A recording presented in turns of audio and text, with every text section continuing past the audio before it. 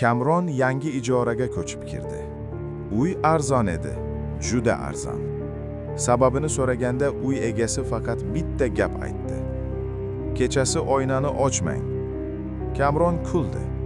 Birinchi hafta ham hammasi joyida o'tdi.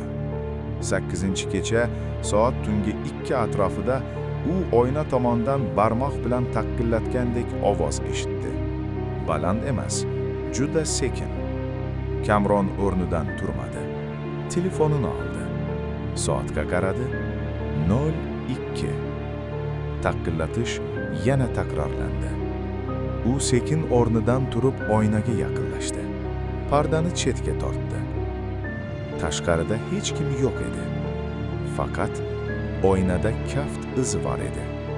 Ichkaridan emas, tashqaridan bosilgandek. Kamron yuragi tez ura boshladi. Pardani yopdi, orqasiga o'girildi. Xonada nam oyoq izlari paydo bo'layotganini ko'rdi.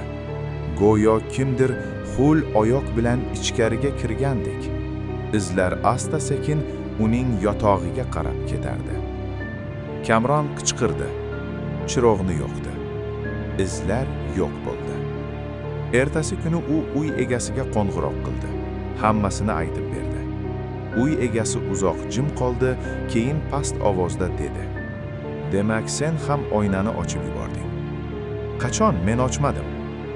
U har doim odam ochmaganini aytadi. Shu kundan beri Kamron har tong oynasi ochiq holda uyg'onadi va oynada har safar bitta yangi yozuv bo'ladi. Bugun ichkarida qolaman.